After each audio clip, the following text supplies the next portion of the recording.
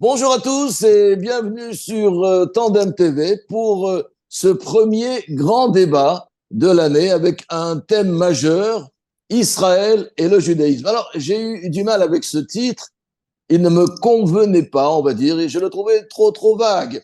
J'aurais préféré quel rôle doit jouer le judaïsme dans l'État d'Israël, mais bon, c'était trop long comme titre. Alors, pour animer cette émission avec moi, Raphaël, Sadin ou Sadine, vous me direz comment il faut vous appeler. Roche Kollel, Terry et Jean de Ginsbourg à Jérusalem, écrivain, dramaturge. Bonsoir, Rav Sadine. Bonsoir William et bonsoir à tous les auditeurs ou les téléspectateurs. Voilà. Puis-je vous définir d'abord comme Rav Haredi? Ah, complètement, oui. Complètement, d'accord. Et à côté de vous, non, mais c'était pour éviter quand même des surprises, Rav Ronnie Klein. Bonsoir, Rav Ronnie Klein. Bonsoir, William. Alors, vous êtes docteur en philosophie, Rav Massorati, les Anglais disent conservative, auteur de 4 ouvrages sur la pensée juive et en préparation d'un livre sur l'État d'Israël, et ça tombe bien, puisqu'on va en parler. Non pas de votre livre, puisqu'il est en préparation, mais de l'État d'Israël. Alors, je souhaite que cette émission soit un échange et non une confrontation entre deux tendances du judaïsme. Et pour commencer, à l'heure où la ministre Regev souhaite déclarer le 7 octobre comme un jour de deuil, quelle place donnez-vous à ces célébrations profanes? Je veux parler de Yom HaShoah, Yom HaZikaron, et peut-être d'un prochain Yom HaShvi'i, le octobre, du jour du 7 octobre. Qui veut commencer? Allez-y. On peut rentrer dans le vif du débat. On y va, Raphaël Sadin. Alors allez-y. Tout d'abord, je réagis à vos propos, sans vouloir du tout, comme je suis d'accord avec vous, pas de confrontation, on est là pour discuter, échanger, mais je suis toujours contre cette idée de plusieurs tendances du judaïsme. Ok. Je suis contre. Pourquoi je suis contre? Pas parce que, pas par esprit de clocher ou par... il y a une parole de la révélation, il y a une vérité.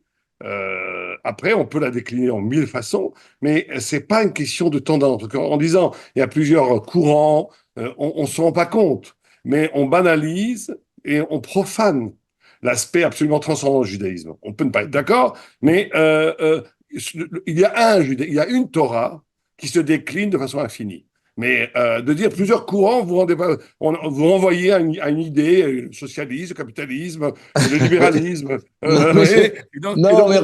Sans s'en rendre compte, nous banalisons et nous procédons à un réductionnisme qui est très dommageable pour envisager, écouter la voie de la transcendance. C'était juste une remarque. C'est une remarque intéressante parce que je vais tout de suite demander à Rav et Ronnie Klein ce qu'il en pense de cette réaction. Non, je suis d'accord. Au fond, ce ne sont pas des courants. D'ailleurs, il y a des tendances dans le judaïsme orthodoxe également. C'est-à-dire, il y a toutes sortes. Exactement, oui. Donc, bon, il y a une diversité, effectivement, je ne sais pas, de perspectives, mais la Torah, elle est une, effectivement, et la Torah, c'est une parole transcendante. Je suis tout à fait d'accord avec cela.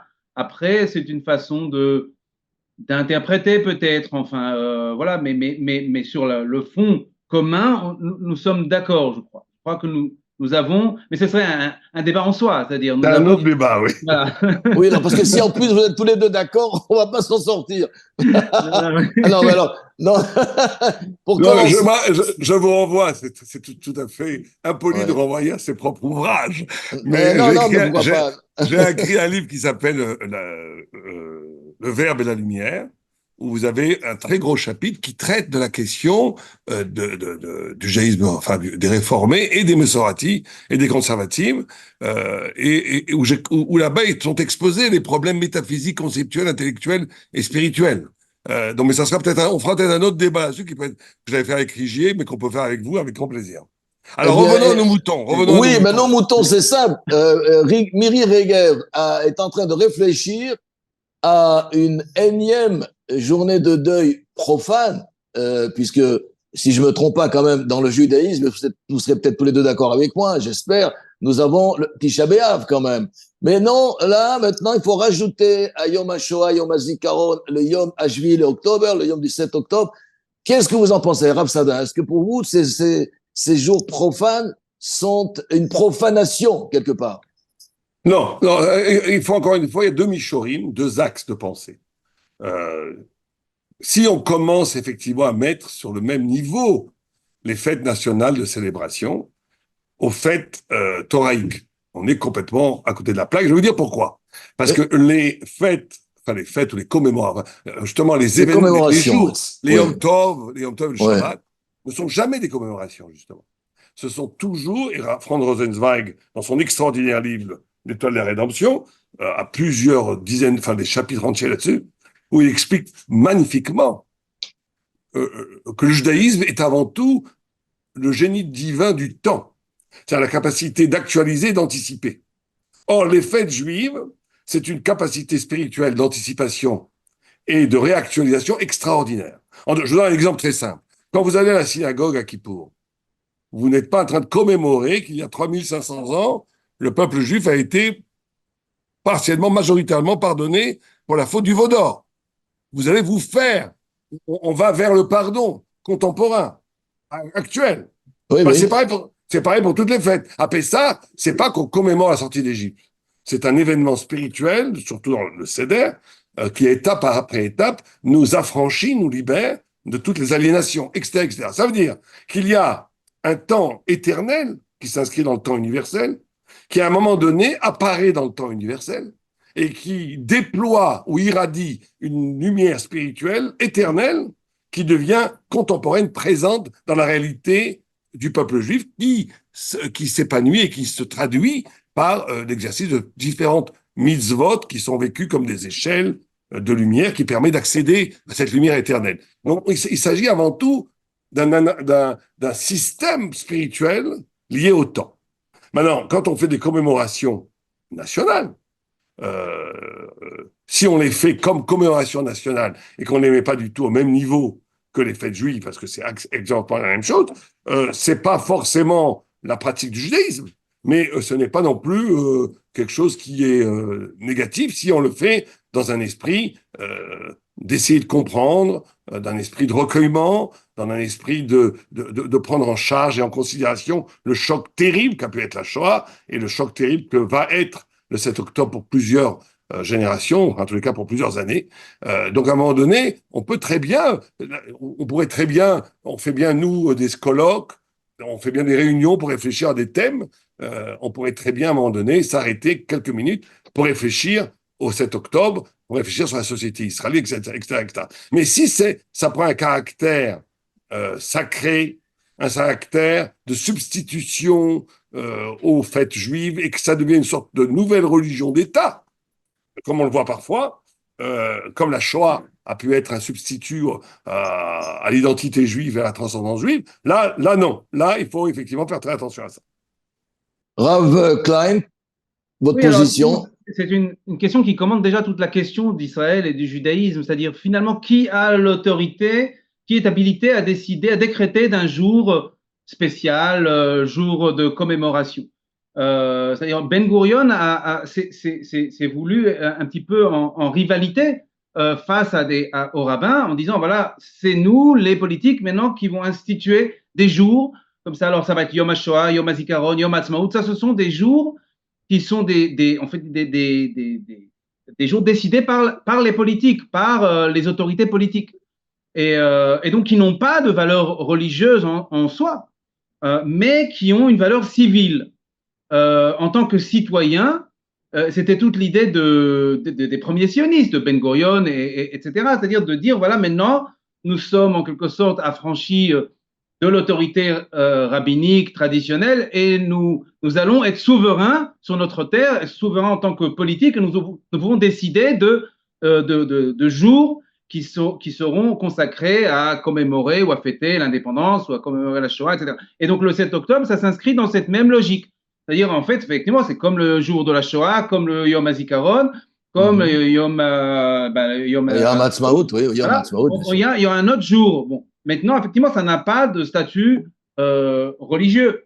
Mais effectivement, il fallait bien, eh bien fallait bien marquer ce jour qui est devenu effectivement d'emblée un jour historique pour l'État d'Israël et même pour le peuple juif dans son ensemble. C'est la première fois que ça arrive, qu'un événement semblable arrive Oui, dans... mais Rav Klein et ainsi que Rav Sadine, je vais vous appeler Rav Sadine, ce sera plus simple. Euh, j'ai l'impression que les Israéliens, quelque part, en multipliant ces jours de deuil, parce que c'est ce qui se passe, ont tendance peut-être à oublier le jour de deuil par excellence qui est Tisha B'Av, non? Oui, effectivement, le Tisha B'Av n'est pas tellement commémoré ou par les Juifs, les Israéliens non religieux, et parce que ça semble effectivement trop éloigné, trop lointain, alors que Yom HaZikaron, Yom HaShoah, et maintenant ça va être le 7 octobre, ça va être des jours de commémoration qui vont être beaucoup plus forts pour la majorité des Israéliens laïcs, je pense. Oui, effectivement, qui vont se substituer d'une certaine façon à Tisha B'Av. Oui, c'est comme ça qu'en tout cas je lis la réalité israélienne. Je ne dis pas ce que j'en pense là. Je ne sais pas si c'est bien ou pas bien, mais Raphaël, de fait, est-ce que ces jours de deuil vont se substituer un jour à Euh, Tisha B'Av? non, jamais, mais jamais d'un point de vue essentiel, d'un point de vue dans l'histoire à long terme pour Israël, jusqu'à que le Messie vienne. Tisha B'Av n'est pas qu'un jour de deuil d'ailleurs, hein, c'est un jour. Le jour de deuil, c'est plutôt la période de l'Homère, hein, jusqu'à Shavuot. C'est un jour qui pleure la destruction du temple. Faut être très précis, la destruction du temple et d'où l'exil aussi. Euh, Oui. mais vous avez raison moi je trouve aussi que de multiplier, Israël adore les commémorations. On ne sait plus quand est-ce qu'on va travailler. Bon, mais c'est pas grave, hein. Mais Il y en a d'autres, hein. Oui, il y a d'autres je pays, crois oui. que c'en est le pays où il y a le plus de jours fériés au monde. Enfin, je sais Je plus. crois pas, mais enfin bon. Mais c'est assez extraordinaire. Mais non, ce que je veux dire par là, c'est qu'encore une fois, on est au cœur du problème. Ça veut dire, il y a deux identités qui peuvent se conjuguer, qui peuvent s'ignorer et qui peuvent aussi s'annuler l'une l'autre. Mhm. Vous avez la mémoire, le mémorial juif de plus de 5000 ans, qui est le fait que le peuple juif est un peuple absolument radicalement différent dans l'histoire, puisqu'il a comme fonction première, et là je parle en termes en tant que en métaphysique, dans la dimension Mhm. métaphysique, et dans la fonction première est d'être le miroir de Dieu sur terre, on va dire. C'est ça, si on demande qu'est-ce que c'est l'identité d'Israël, c'est d'avoir apporté ce que les chrétiens appellent la bonne nouvelle, ça veut dire d'avoir apporté au monde une parole divine qui va transfigurer le monde. D'ailleurs, c'est un élément de réflexion absolument extraordinaire quand on sait que le peuple juif, si vous enlevez les Chinois de l'histoire de l'humanité, ça ferait un choc quand même, mais pas énorme en réalité. La poudre à canon, les spaghettis, je sais plus quoi, ce que Spaghetti, je savais pas. Marco Polo Oui, apportait de Marco Chine. Polo. Pas qu'il était Vous, juif, hein. Il était peut-être juif. voilà, exactement. Vous enlevez le peuple juif de l'histoire de l'humanité. Vous avez un cataclysme absolu. Il n'y a plus rien. Puisque les deux tiers de l'humanité sont structurés par le judaïsme, que ce soit Oui, le christianisme ou l'islam, et l'islam. même, d'après certaines, ça c'est scientifique, certaines traditions, l'Extrême-Orient lui-même aurait été influencé par Abraham, le brahmisme, Sarai, etc., etc. Bon, mais ce que je veux dire par là, c'est qu'il y a quelque chose qu'on essaye qu'on feint d'ignorer, et que la modernité, sioniste d'ailleurs, feint d'ignorer, c'est cette volonté de normaliser le peuple juif. Alors, encore une fois, il faut prendre, je parle avec précaution, je pense qu'il y a dans l'événement sioniste quelque chose de merveilleux, qui est le retour du peuple juif sur sa terre, et qui est un développement de la Torah absolument extraordinaire en Israël. Et aussi une sorte de sauvetage du peuple d'Israël par rapport à la question des mariages mixtes. Donc le bilan est plutôt positif, on va dire, du sionisme. Mais il y a un phénomène qu'on ne peut pas ignorer, qui est la substitution, non pas d'identité, puisque les juifs se sentent juifs en Israël, mais la substitution de la vocation. Et donc là, on a un vrai problème. Ça veut dire que quand, effectivement, on parle, Ben Gurion, comme vous l'avez dit, euh, on va commencer d'un point de vue politique, d'un point de vue avec la démocratie parlementaire, avec le capitalisme, On en parlera d'ailleurs voilà, à créer une du terme de la société démocratie. qui va s'auto-identifier, qui va de plus en plus s'auto-définir plutôt, et qui va s'identifier de plus en plus avec le destin des nations communes, orchestrées par l'économie de marché et par la culture de la démocratie parlementaire. Et là, c'est une rupture avec la vocation ancestrale du peuple d'Israël. Et donc, on peut, à un moment donné, moi, je pense qu'il ne faut pas, vous avez toutes sortes certains veulent absolument oublier la vocation ancestrale d'Israël et créer un juif nouveau, comme un peu les grandes idées du XXe siècle, Mao Tse-tung, les communistes, etc., créer l'homme nouveau, le juif nouveau, ou bien comme Manitou le disait, passer du juif de l'exil à l'hébreu, etc., etc. Bon, Oui. ça veut dire, d'après moi, ça va vers la catastrophe. Vous avez certains qui refusent absolument le fait sioniste, en disant qu'il faut absolument maintenir l'identité du juif de l'exil parce que c'est la seule véritable qui, dont le cœur bat avec la parole transcendante de vérité. Et on va être obligé, parce que l'histoire nous obligera à le faire, à un moment donné, à décider. Qu'est-ce que c'est le juif? Et c'est une question qui en vérité à la base de toutes les grandes discussions en Israël, toutes. L'armée, Shabbat, les fêtes, tout. C'est Raphaël, ça. Attends, je finis juste ma phrase. C'est oui. ça, la vraie question, c'est celle-là. Alors voilà, moi j'ai une question. Qu'est-ce que c'est être juif au XXIe siècle et au XXIIe siècle? Quel est le projet d'Israël en Israël? C'est la seule et unique et vraie question au niveau, je veux dire, général du peuple d'Israël en Israël. Alors moi je voudrais revenir, non pas sur cette question qui est extraordinaire, mais que je crois qui mériterait une émission, et on en fera peut-être une. Moi je voudrais revenir à quelque chose un sujet plus prosaïque. Le judaïsme doit-il être imposé par la loi de l'État? À qui vous posez la question? Oui. À vous, à tous les deux, évidemment, à tous les deux. Alors, on commence. Allez, Oui. allez, Ronnie Clark va commencer. Oui. Oui, merci William. Non, je voudrais réagir. Effectivement, on est déjà au cœur du problème. Le problème, c'est celui du judaïsme face à la modernité, parce que l'État d'Israël, c'est un produit de la modernité. C'est-à-dire, depuis Spinoza, Mendelssohn, on a des juifs qui ne sont plus dans la tradition ancestrale, on va dire la tradition de Mendelssohn, c'est quand même extraordinaire que c'est moi qui défends Mendelssohn sur ce plateau. Mendelssohn est absolument fidèle. Oui, à la absolument, je tradition. sais, mais bon, c'est la suite de Mendelssohn était un orthodoxe. Il faut jamais oui, c'est l'oublier. vrai. C'est vrai. Non, je sais bien, mais c'est la suite, surtout la suite de Mendelssohn. Et donc, la question, c'est même si on est d'accord avec vous, qu'est-ce qu'on fait avec toute cette frange de la population? C'est-à-dire, elle est là en Israël, d'ailleurs, c'est eux qui ont créé l'État, d'ailleurs, comme on sait bien. Maintenant, ils ont une place absolument prépondérante dans cette société, dans l'État. Et donc il faut tenir compte de toutes les, je crois, de toutes les branches de toutes les catégories de la société israélienne. Et donc, comment les intégrer? Et au fond, la question, si je dois la reformuler, c'est comment articuler finalement État juif et démocratique? Parce que c'est ça, finalement, ça fait partie effectivement du débat. Mais en fait, moi, oui, William, excusez-moi, juste pour accompagner ce que dit Ronnie. Non, je vais vous dire, il y a l'idéal et il y a la réalité. Il faut bien faire attention. Ça veut dire comme ça. Quand vous avez posé votre question, doit-on imposer la loi du judaïsme en Israël? Je vous dis non, tout de suite non. Ok, non, je voulais une réponse. Non, on est d'accord. On est d'accord. Non, mais pourquoi je vous dis non? Mais pourquoi, oui. Non. Je vous dis non parce qu'il y a un maral extraordinaire que j'aime beaucoup. Vous savez que la liberté de conscience, paradoxalement, a été inventée par le judaïsme. Pourquoi? C'est la seule, je n'ai pas vérifié, mais j'ai pratiquement vérifié la plupart des religions que je connais, en tout cas, peut-être d'autres. C'est la seule religion au monde qui, quand elle a, non, c'est pas une religion, on va dire, si on la considère comme une religion, c'est la seule religion au monde où, même si on avait le pouvoir absolu comme on l'a eu, au temps du Grand Sanhedrin, etc., il n'y a pas de délit d'opinion. Par exemple, si j'étais au temps du Grand Sanhedrin, j'avais le droit d'aller devant le Sanhedrin et de dire, enfin j'avais le droit, on ne m'aurait rien fait. Si je ne crois pas à votre bon Dieu, je ne crois pas en la Bible, Moïse n'a jamais existé, si j'avais été un spinoziste, autant il y a peut-être le Kherem, peut-être, mais ça c'est un truc moderne. La Torah n'a pas prévu un cursus coercitif pour les non-croyants. Donc, ça veut dire, et pourquoi? Pas parce qu'on est libéral, du tout.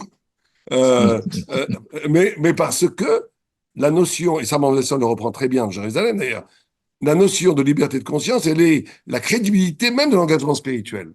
Si je vous oblige à croire, Et si vous êtes plus libre de ne pas croire, votre croyance n'a plus aucune valeur.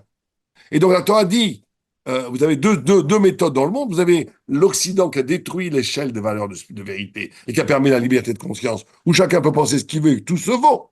Vous avez des intégrismes plutôt en Orient, et pas qu'en Orient d'ailleurs, qui eux gardent soi-disant cette échelle de valeurs, mais qui l'imposent aux gens par la violence. Et c'est une horreur. La Torah elle a réussi un coup de génie. Elle a dit non, non, non, non. L'échelle de valeurs, elle reste. Mais justement, c'est tellement grave de trahir la vérité. C'est tellement grave que personne n'a le droit, aucun humain n'a le droit d'intervenir. C'est entre toi et Dieu. Et donc, ça veut dire que on nous dit, de penser mal, c'est plus grave que d'agir mal. Beaucoup plus grave. Comme parler mal, c'est plus grave que d'agir mal. Et penser mal, c'est encore plus grave que de parler mal. Mais c'est tellement grave qu'aucune instance humaine, même le grand Sanhedrin, et même le Beddin n'a le droit d'intervenir parce que c'est lié à l'âme, à l'éternité de chacun d'entre nous. Donc, il n'est pas question d'imposer par la force la halakha parce que ça serait contre l'esprit même du judaïsme authentique. Donc, vous êtes contre un État halachique. Non, je l'espère de tous mes voeux, si ça se fait ensemble, dans une. Ça veut dire quoi ensemble? Avec la majorité. Je pose une question. Si je vous prends en mode, si je vous prends en mode, donc vous êtes contre le rabbinat alors? Parce que le rabbinat, c'est un peu l'idée d'imposer finalement les mariages avec un.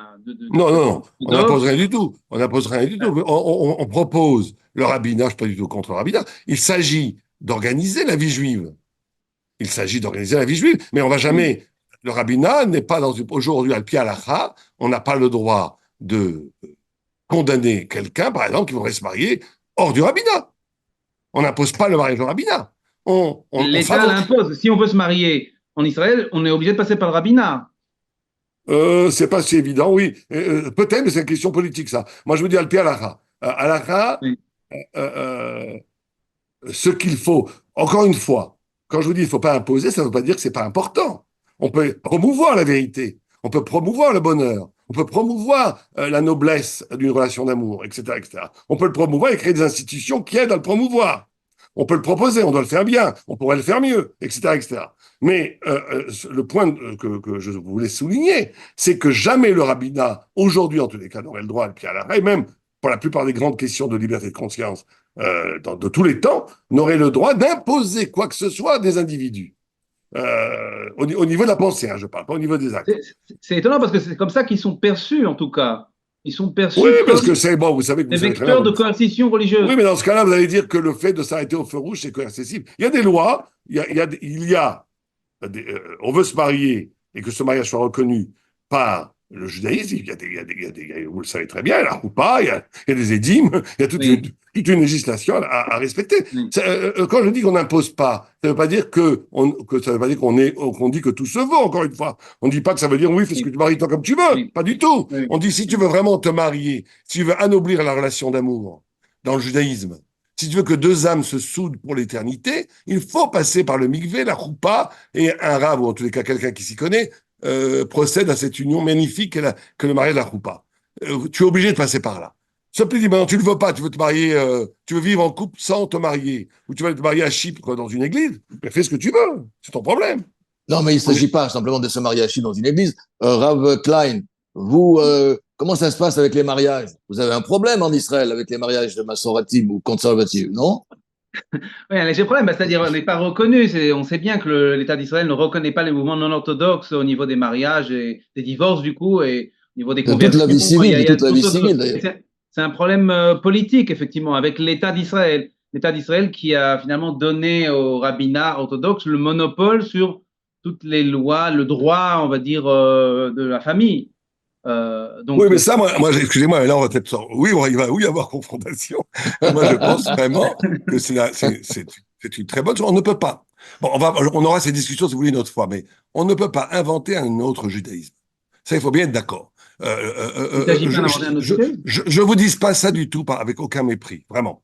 Mais on a une tradition orthodoxe qui est de 3500 ans. Je sais très bien que la théorie massorétique est complètement fausse d'ailleurs, et de dire que l'orthodoxie est un phénomène moderne qui est apparu avec le Khatam Sofer, etc. C'est de méconnaître Rachid, Tosfot, les Rishonim, les Mishnayot et tout. Il y a un judaïsme qui est les ailes métaphysiques du judaïsme puisent jusqu'à l'origine du monde.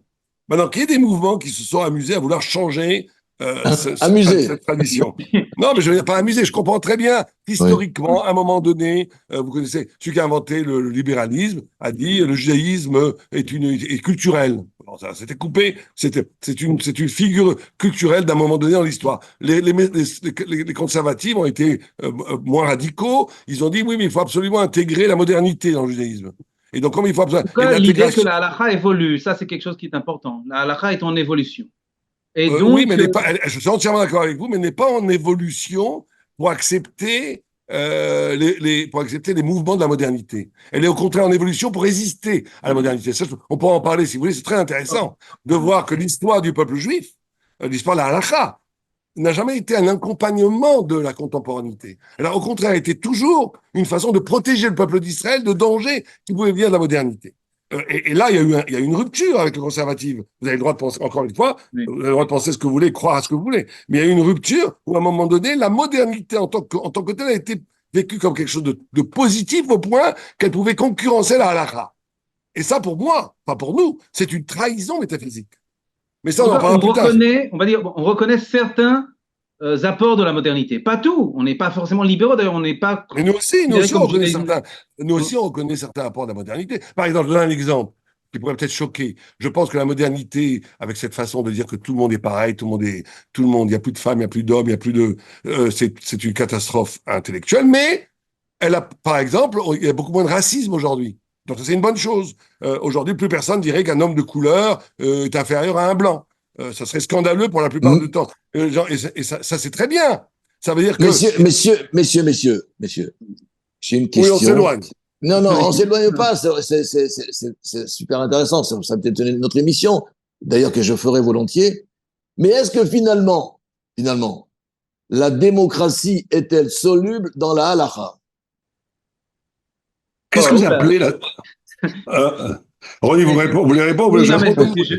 c'est une vaste question à laquelle on ne peut pas répondre en 2 minutes. Il faudrait consacrer des heures à cela. Mais j'ai essayé quand même de formuler les choses de manière la plus concise possible et essayer de dire si on peut vraiment résumer ça, ces questions qui sont très, très épineuses. Alors, en général, on pose, on va dire, les deux, comme donc la Torah et la démocratie, comme des opposés, Oui, des antithèses, ou on va dire oui, des antithèses, voilà, souvent, des oui. antithèses. Alors, on dit la démocratie, c'est l'État de tous ses citoyens. L'État juif, parce qu'en général, c'est dans ce cadre-là que ça se joue, c'est-à-dire État juif et démocratique. On dit l'État juif, ce serait, je dis bien ce serait, l'État uniquement des juifs. En fait, les deux propositions sont fausses. Parce que la démocratie présuppose, d'abord, c'est un cadre politique, mais qui présuppose un peuple. Donc, ça ne veut rien dire de tous ses citoyens, puisque c'est quelque chose d'abstrait. Il faut bien qu'il y ait des citoyens d'un peuple, donc que ce soit le peuple français, anglais, allemand, etc., qui soit déjà là à la base. Et si on prend maintenant l'État juif, d'abord qui n'a pas tellement de sens au niveau de la halakha, mais enfin si on parle de la malchoute, on va dire un État qui serait fidèle à la Torah de Moshe, de Moïse, eh bien il y a cette notion de guerre dans la Torah écrite. Le guerre, c'est l'étranger. Et donc, l'étranger peut Oui, guerre parfaitement étrangère, bien vivre, sûr. oui, l'étranger, le guerre en tant Ouais. qu'étranger, il peut parfaitement Guerre, vivre le mot hébreu. sur la terre d'Israël avec les Bnei Israël, à condition effectivement qu'ils respectent les 7 commandements des Bnei Noach. Mais il n'y a aucun problème à cohabiter entre juifs et non-juifs sur la terre d'Israël. Donc, et donc, en fait, finalement, sur ce plan-là de l'égalité, les deux s'accordent, État démocratique et État juif. Ça me ramène à ma prochaine question. Quelle est la place, et vous pourrez répondre aussi, Raphaël, à ce que vient de dire Ronnie, là n'est pas le problème, mais quelle est la place des autres religions en Israël? Voilà, attendez. Là, ce qu'a dit Ronnie maintenant, on est absolument d'accord. Ça veut dire que il n'est pas question. Je vois pas. J'ai pas très bien compris pourquoi la Torah supposerait qu'il n'y ait pas d'autres des non-juifs sur la terre d'Israël. Pas du tout. Au contraire, comme vous l'avez très bien dit, la notion de guerre toshav, d'étrangers qui ne sont pas convertis au judaïsme et existent la Torah et au contraire sont bien vus. Même il y a des halakhot où il faut les aider, les nourrir. Il y a même Il faut des les halakhot aimer. faut les aimer. Exactement. Non, Efraïm Taguer, c'est non, Bafta et Taguer, c'est le guerre Tzedek. Mais c'est pas grave. Il y a cette idée aussi d'aimer le guerre Tzedek devient juif, 100%. Alors que le guerre Toshav reste non juif. Il reste non juif et il a toute sa place en Israël. Ça, on est entièrement d'accord. Je pense pas que ça se joue à ce niveau-là, la différence entre démocratie et judaïsme. Non, mais c'est souvent perçu comme des. J'ai essayé de clarifier les choses parce que c'est souvent perçu comme des. Oui, vous avez raison. antipodes Vous avez et raison. donc- Moi, je pense que ça se joue beaucoup plus à une question beaucoup plus fondamentale, qui est la notion de responsabilité et de liberté. Ça veut dire, est-ce que une société évolue de façon autonome, ça veut dire elle ne fait que produire sa propre histoire sans être dans une résonance avec une mission transcendante qui est beaucoup plus ancienne et beaucoup plus profonde que son actualité, ou pas. Et c'est là où je situerais la possibilité d'un accord entre la Torah et la démocratie. C'est-à-dire qu'il y aurait une possibilité, d'un point de vue en tous les cas culturel, d'un point de vue du génie d'un peuple. Lévinas disait tout grand peuple est élu. Il est élu parce qu'il apporte avec lui une parole qui est valable pour l'univers, pour l'humanité tout entière. Or, cette notion dont d'ailleurs les laïcs s'enorgueillent en disant nous sommes la lumière du monde, nous avons apporté au monde énormément de choses, il faut continuer à être hors la goïm, il faut continuer à être... et eux, ils le déplacent dans la technologie ou dans d'autres choses, c'est très bien aussi d'ailleurs. Mais il y a cette idée, si vous préférez, que si la Torah inspire la démocratie en innervant à partir de la culture, à partir de la langue hébraïque, à partir d'une qualité des dialogues interpolitiques. Et là, je pense que c'est quelque chose que c'est l'enjeu. L'enjeu aujourd'hui, et malheureusement qui n'est pas fait, où en Israël aujourd'hui, on vit chacun dans son ghetto quelque part. Hein. Vous avez les orthodoxes qui étudient et qui vivent dans leur quartier. Vous avez les laïcs qui vivent à Tel Aviv, on est dans ces quartiers. Et quand le dialogue se fait, c'est très très souvent un dialogue aura des pâquerettes et très violent et très démagogique et très idéologique.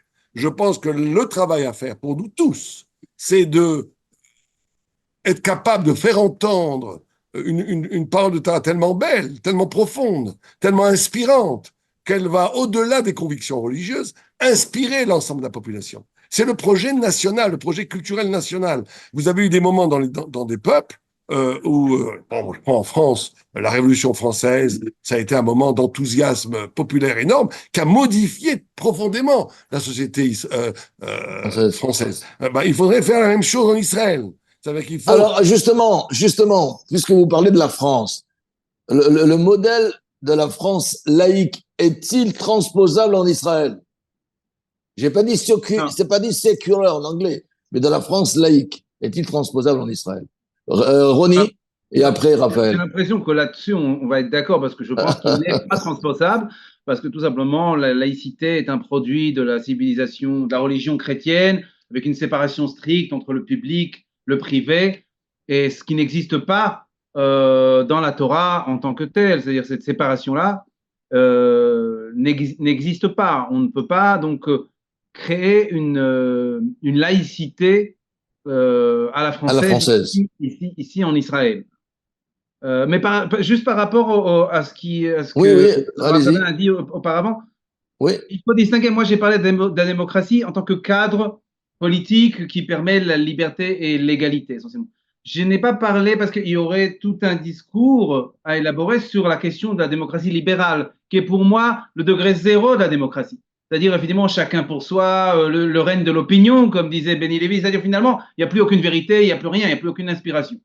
Mais dans la démocratie, on va dire au sens fort, au sens noble, il y a encore une inspiration divine, cette idée d'égalité.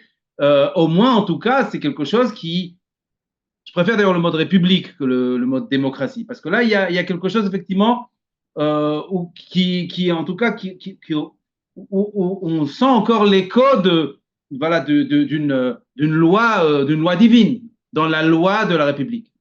Dans la démocratie libérale, effectivement, ça n'a plus cours. Je veux dire, on est dans le règne de l'opinion.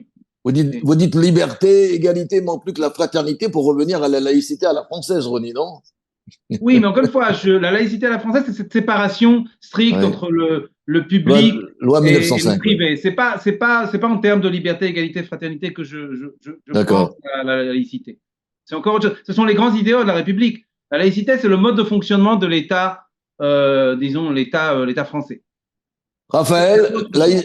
Israël, Non, oui, laïcité. là, on est d'accord sur ces terrains-là, nous sommes d'accord.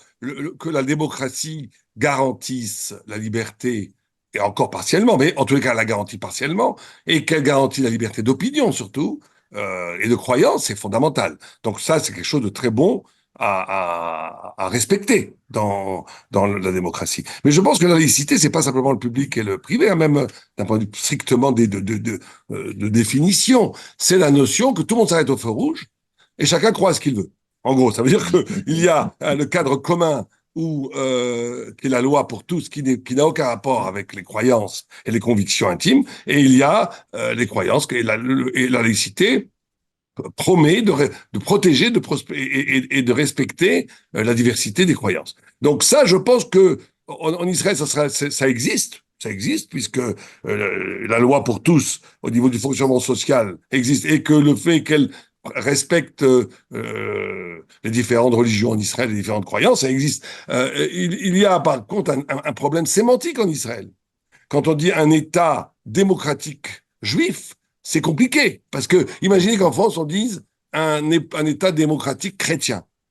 Et là, on voit bien, encore une fois, Certains le pensent, hein, certains le certains le pensent. pensent, mais ça Ouais, ferait Ouais. scandale. Ça ferait ouais. scandale en France. Ça veut dire qu'il y a cette idée encore. Vous voyez là, par exemple, l'interférence du judaïsme et du Hmm. sionisme.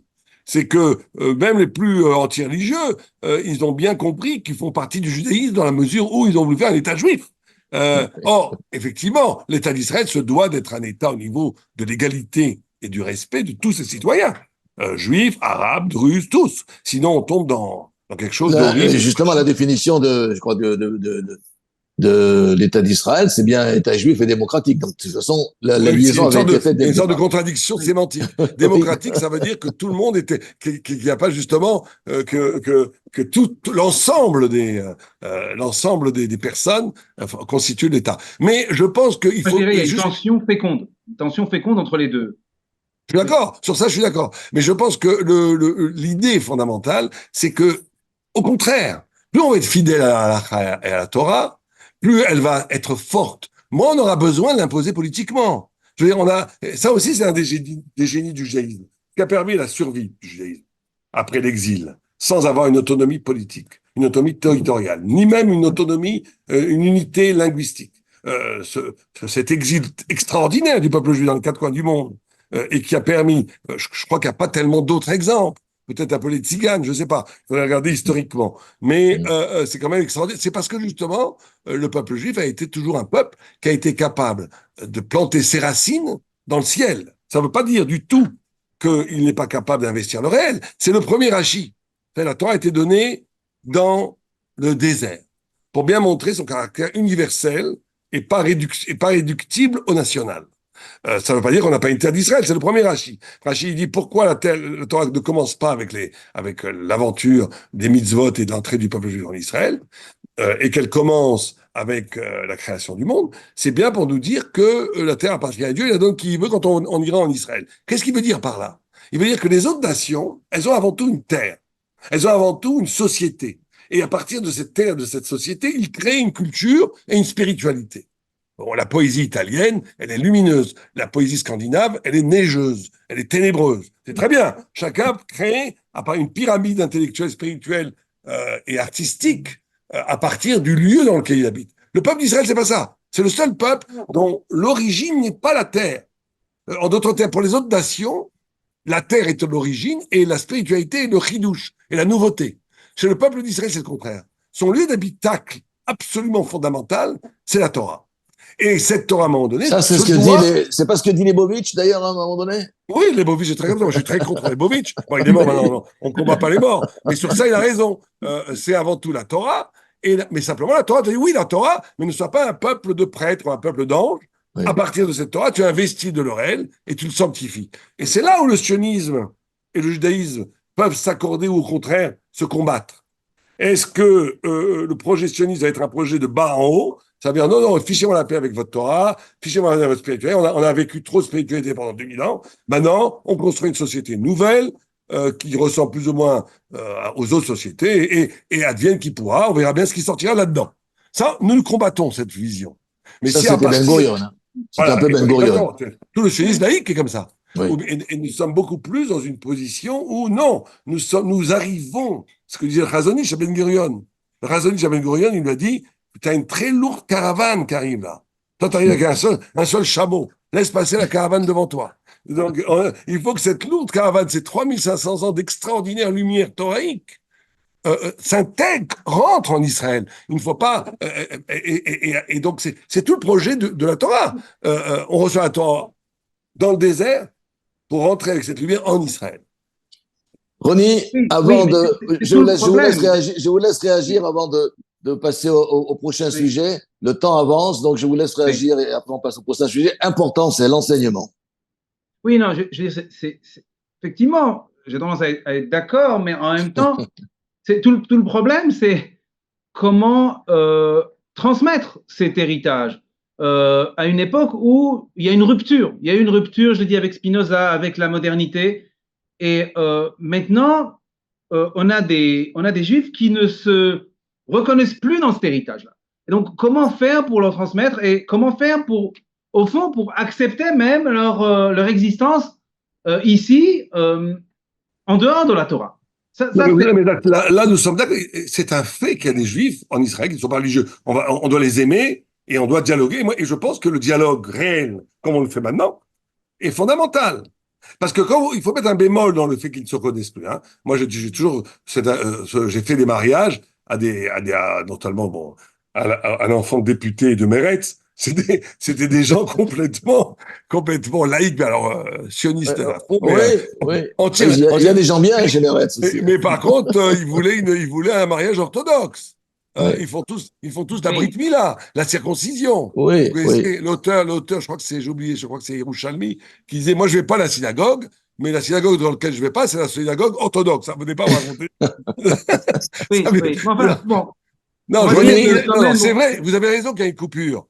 Et il y a ça fait partie de l'histoire d'Israël, mais c'est pas nouveau, hein. Au temps des Grecs, c'était aussi un peu pareil. Il y a toujours une partie du peuple d'Israël qui essaie de quitter l'alliance et qui y reste quand même parce que l'histoire fait ou d'autres parties de l'alliance sont activées. Comme par exemple, moi je considère que quelqu'un qui est actuellement à Gaza il participe à la Torah de façon aussi intense que alors moi qui faisais le mirage. Raphaël, justement, Non, mais parlons de Gaza. tu me coupes quand je dis une parole hyper importante. Non, non, non, je ne te coupe pas, vas-y, vas-y, Tu me fini, coupes au moment où je dis quelque chose de fini, fondamental. fini. Je te dis il y a trois relations dans la Torah. Relation à Dieu, relation à l'autre, relation à soi.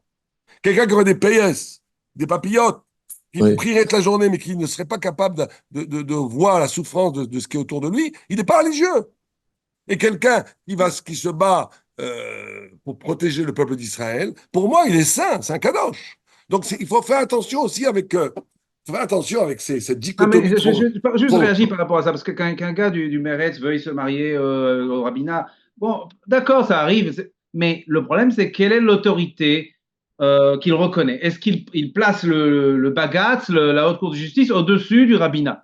Et de Ah fait, oui, on a vu ces c'est dernières sûr. années que c'était un vrai, il y C'est a un sûr. vrai problème. Il y a un vrai débat. Il y a un vrai débat. Hein? Hein? Alors, avant de parler de l'enseignement, tu parlais de Gaza et on a parlé rapidement des soldats. Il y a pas très longtemps, il y a une semaine, j'ai lu dans la presse cette histoire qui m'a franchement choqué. Un soldat d'origine russe, non juif, est mort à Gaza. Il a Au été Liban, je enterré crois. Hein. au Liban. Ouais, je pense qu'on Il est parlait de mort au Gaza. Liban, je crois. Oui. Il est mort. Il a été enterré. Sur sa tombe, il y a une croix. Dans le site, puisqu'il n'est pas juif, il est chrétien orthodoxe, chrétien orthodoxe. Sur sa tombe, il y a une croix. Il est mort donc au combat. Sur sa tombe, on a mis un voile pour cacher la croix. Moi, ça m'a choqué. Comment réagissez-vous qu'est-ce que vous dites sur cette toile? Pourquoi cette toile? Ah, Moi, je suis choqué comme vous, d'un point de vue émotionnel. Oui. Mais et d'ailleurs, je suis contre ce voile. Il fallait ou pas mettre la croix, ou si on la met, on la met. Mais la mettre en la cachant, c'est ridicule. Voilà. Mais il y a des halakhot que les cimetières, le carré juif est un carré juif, le carré chrétien est un carré chrétien, avec tout le respect des mêmes honneurs militaires aux deux. Je crois que c'était à Herzl. Je crois que c'était à Herzl. Et je pense que le ministère des, je ne sais pas qui c'est qui s'occupe de Herzl, ferait bien de créer un carré chrétien ou musulman ou druze avec tous les honneurs et le respect qui leur est dû pour en même temps leur donner leur respect et qu'en même temps ne pas transgresser la halakha d'enterrer côte à côte des juifs et des non-juifs. C'est tout.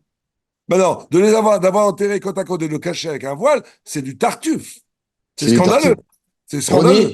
Ronnie. Oui, moi aussi, bien sûr, je trouve ça scandaleux et je dirais même plus, c'est-à-dire que finalement, le fait de donner sa vie pour le peuple d'Israël, ça vaut presque plus que, je dirais, ou autant qu'étudier la Torah, pour moi. C'est une forme de Oui, non, sainteté. vous avez raison, mais ça n'en fait pas un juif, c'est tout. Non, ça n'en fait pas C'est un vrai, juif. la halakha, il y a la notion de halakha. On peut très bien respecter la halakha en respectant les gens et faire un carré juif et un carré non juif. Quel problème? Comment ça se fait, pardon, dans le monde entier, pour les soldats. Oui, dans Je les dirais que cimetières militaires, c'est dans un les peu cimetières le statut américains. du juste parmi les nations. Oui, Quelqu'un qui a bien sauvé des sûr. juifs, et lui, c'est quelqu'un qui a donné sa vie pour les juifs.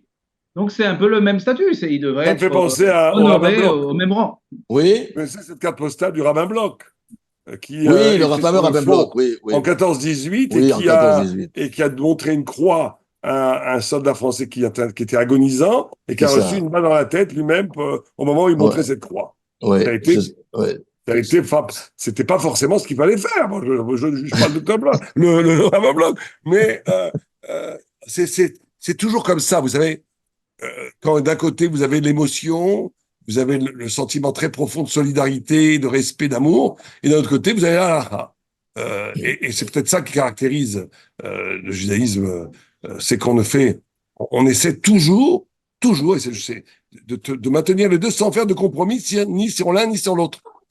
Mais il n'est pas question de faire un compromis sur la halakha.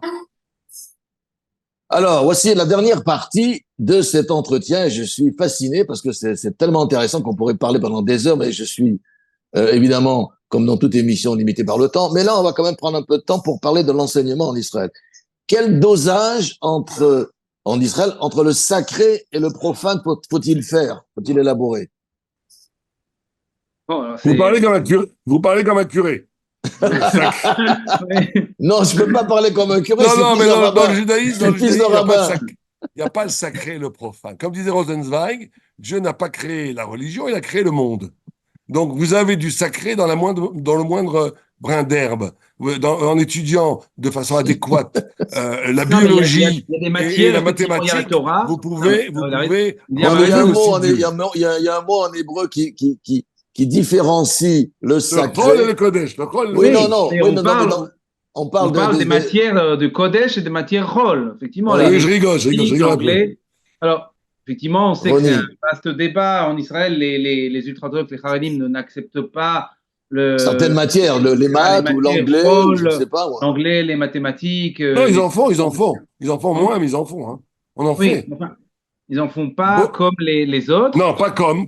Oui. D'abord, il faut aussi distinguer l'enseignement féminin et masculin par rapport à ce problème-là. Ah, L'enseignement féminin ultra-orthodoxe en Israël, ou orthodoxe, est extraordinairement poussé au niveau du rôle, plus presque les laïcs. Hein. Ma fille est ingénieure informatique. Ils font des unités, enfin, elle est en train de finir ses études d'ingénieur informatique. Et toutes ses amies, enfin, c'est des milliers, des dizaines de milliers de jeunes filles qui font des études très poussées en rôle. Bon, mais en tout Donc, cas, pour les garçons, il y a une vraie non, mais réticence, pourquoi je dis effectivement, ça? tu C'est veux parce qu'il n'y dire. a pas il y a pas d'opposition à l'étude rôle. Puisque s'il y avait une opposition de principe, elle serait valable pour les femmes comme pour les hommes. Il y a simplement une priorité de l'étude de l'immense savoir talmudique, thoraïque, midrashique, qui rend effectivement secondaire ce qu'on appelle les matières profanes. Mais c'est pas un refus du rôle. Vous savez, vous avez la théorie du Maral, qui pour moi, je trouve que c'est vraiment extraordinaire. Ça s'appelle la théorie des cercles, où il dit mathématiques magnifiques, philosophie magnifique, musique magnifique, art magnifique, tout magnifique, mais au centre la Torah. Et il dit là où ça commence à ne plus aller du tout, c'est quand les cercles se croisent. C'est-à-dire que si on met au même niveau Rachi et Rimbaud, alors là, ça va plus du tout. Mais si vous aimez la poésie et vous aimez Verlaine, et c'est formidable, mais voilà, c'est la culture. C'est le dramaturge qui parle, là. Hein. Ouais, si vous voulez, c'est la culture. Non, c'est plutôt le poète. Vous avez, le poète. On peut faire une pub sur le livre Écho de psaumes. Oui, vas-y, oui, allez. C'est quoi ce livre? Un recueil de 150 poèmes face aux 150 Télim. Donc oh, ça, oui. Oui, Tu l'as pas avec toi pour le montrer à l'antenne, c'est dommage. Non, il est quelque part. Je l'ai ici, mais je te montrerai après. D'accord. Ok. Qu'est-ce que je voulais te dire? Donc, non, il ne s'agit pas du tout de refuser le chol. Du tout, au contraire. Rav Simradisol, il dit un Talmid Chacham se doit de connaître la philosophie. C'est vrai que, pour être honnête, c'est pas la vue de tous les rabbinim. Certains disent, même au Moyen-Âge, vous aviez déjà ces grandes discussions sur la place de la philosophie dans le savoir, entre les Tosfot qui étaient contre et les rabbins sfarades. Aura, tu peux pas apporter le livre Écho de psaumes Sans presque en direct, mais c'est intéressant. Il n'y a pas de raison qu'on ne le montre pas. Et Ronnie, si vous avez un livre à montrer, vous pouvez le montrer aussi. Y a pas de... Sinon, l'ARCOM va me tomber dessus. Oui, allez-y, Ronnie. L'édition en France se porte mal. Je vais dire un mot par rapport à ça. Ah, voilà. Écho et psaume. D'accord. Écho de psaume, où tu as dedans le Teilim, et après l'écho du psaume, qui est de la poésie thoraïque, à partir des commentaires. Voilà, bon, on rigole. Merci, Raphaël. Donc voilà, il ne s'agit pas de refuser le rôle, il s'agit de le mettre à sa juste place. Ronnie? Oui, c'est une question, encore une fois, qui a à voir avec la modernité, c'est-à-dire les matières modernes, les sciences considérées comme des matières, on va dire, de la modernité, elles sont indispensables à un État moderne. À la technologie, simplement au maintien de l'État d'Israël comme État technologique qui doit survivre grâce à la technologie et donc aux technosciences. Donc on est tout simplement, c'est un moyen. Hein, c'est pas forcément une fin. Moi je dirais ça comme ça, c'est pas forcément une fin, mais c'est un moyen indispensable à la survie.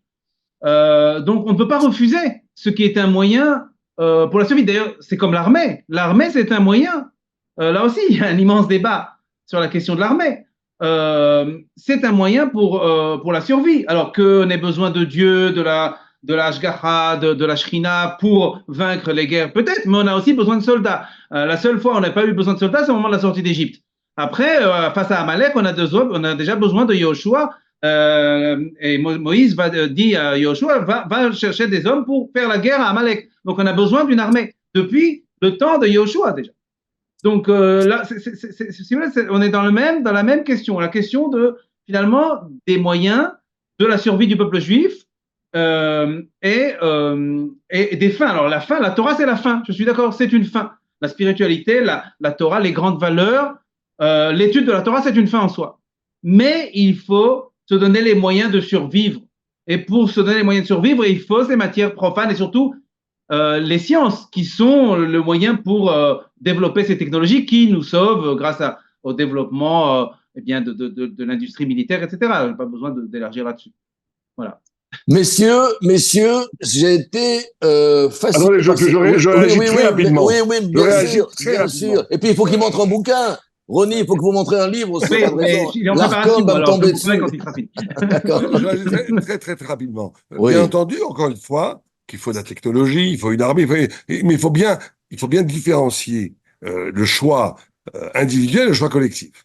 Ça veut dire qu'actuellement en Israël, comme nous sommes justement en démocratie, et qu'il n'y a pas un directoire de grands rabbinim, il faut protéger le cœur spirituel du peuple d'Israël, qui est, à mon sens, et pas comme vous le dites, vous peut-être la Shrina, non. Ce qui protège avant tout le peuple d'Israël depuis 3500 ans, c'est son attachement à la Torah. Si nous sommes, nous, là, depuis 3500 ans, que les Perses ne sont plus là, les Grecs ne sont plus là, les Romains ne sont plus là, alors qu'ils étaient infiniment plus puissants technologiquement, militairement que nous, c'est parce qu'on est des Superman, c'est parce qu'on est plus fort que les autres, c'est parce que nous sommes attachés à la divinité qui nous rend éternels. Et d'ailleurs, le 7 octobre a été le rappel d'un paradoxe dans l'identité d'Israël, où il y a une sorte de juxtaposition entre une vulnérabilité et une éternité. Et nous sommes incroyablement vulnérables en vérité. Et ce qui nous protège, qui nous rend éternel, c'est toujours la Torah, c'est pas la technologie. Maintenant, qu'il faille aussi de la technologie. Et pour qu'effectivement, que les voies de la protection divine intègrent le monde rationnel, bien entendu. Bien entendu il faut inverser le propos. C'est pas, il nous faut avant tout la technologie, et bien sûr, pourquoi pas la Shrina et Dieu va nous aider. C'est le Non, contraire. j'ai pas dit avant tout, j'ai dit comme moyen. Comme moyen, c'est un Non, mais moyen. vous avez dit pourquoi pas. Vous avez dit que la Shrina, d'abord pourquoi pas. Non, non, c'est le contraire. Avant tout, la Torah, qui nous protège et qui est notre lumière et notre raison de vivre.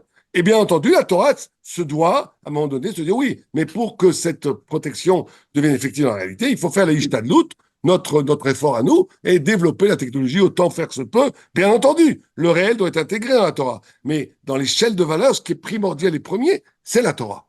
Un dernier mot pour Ronnie. Non, mais ce que j'entends Pour du conclure, discours hein, de pour Rav conclure. Sadin, c'est un discours, je dirais, mais qui est peut-être à contre-courant du monde Haredi, parce que le monde Haredi, il refuse l'armée, enfin, je veux dire, il faut quand même dire, donc il refuse la mobilisation, c'est tout le problème, c'est tout le débat en Israël. Il Pourquoi refuse pas l'armée. Il refuse pas l'armée du tout. Il ne se, refuse il refuse, et moi-même je le refuse, l'incorporation dans l'armée de personnes qui étudient à plein temps très sérieusement. C'est ça le débat. D'accord, mais de fait, le monde Haredi ne fait pas l'armée Pas à tout. Il y a énormément, il y a Pas énormément tous. de Haredim, il y a énormément de Haredim qui font pas l'armée, qui n'étudient pas, qui font l'armée. Pas assez. Parce que Oui. justement, il y a cette confusion menée par. D'ailleurs, si on veut vraiment résoudre le problème, mais là, on va être d'accord. Alors, on va rentrer dans un autre débat, les amis. On fera ce Oui. débat. Non, On mais fera juste, Ok, ce si vous voulez. bon. Non, mais juste un D'ailleurs, mot. à ce Si on sujet, si on veut résoudre ce problème, il faut différencier le haridisme et ceux qui étudient la Torah. C'est pas parce qu'on est haridi qu'on est dispensé de faire l'armée. Du tout. Et ça, voilà, ça a Et été il la faut le dire au position. monde Haredi, alors il faut alors, que cette Non, voix mais Ronnie, passe. comme les gens. Non, mais comme les politiques font le lien, font une confusion. Et en disant toute personne doit faire l'armée, en oubliant cette tradition d'Israël, qu'une partie du peuple d'Israël, en étudiant la Torah, protège plus que les Ah, tanks. Donc ça amène à un blocage d'une solution à ce chers problème. amis, Si on dit très clairement, au niveau de la loi, ceux qui étudient vraiment on doit sont la terminer cette protection émission. majeure d'Israël, et ceux qui n'étudient pas vraiment, qui s'enrôlent à l'armée dans une unité raridite, parfait. D'ailleurs, à ce sujet, pour clore ce débat qu'on aura, parce qu'il est très important, je l'avoue, le député Goltnov, je crois que c'est son nom, de Yahadut Torah, a oui. déclaré aujourd'hui, et c'est une mini-révolution de palais, que il ne demandait pas à ce que tous les Haredim ne fassent pas l'armée, il disait que ceux qui n'étudiaient pas parmi les Bachouri Yeshiva, Et ce que je viens de vous dire. voilà, oui, Oui. mais c'est ce qu'il confirme. Mais ça a Il, toujours il été est la d'accord. position ça a toujours été la position de la majorité des grands d'Israël que si on fait qu'on ne touche pas à la sacralité de l'étude. Maintenant, quelqu'un qui porte des PS mais qui n'étudie pas, si on lui fait, on lui crée des unités dans lesquelles il peut vivre sa Torah, c'est une grande mitzvah d'aller faire l'armée. Merci, messieurs. On reviendra sur ce sujet. Merci donc à Raphaël Sadine. Merci à Ronnie Klein. Merci pour avoir participé à cette première, le grand débat avec votre serviteur, avec William Zarbib sur Tandem TV. À tous les deux, je vous dis à très très bientôt. Vous êtes super intéressants. Revenez. Au revoir. À bientôt, William. Bientôt, à bientôt. On est en antenne là? Non, on peut y aller.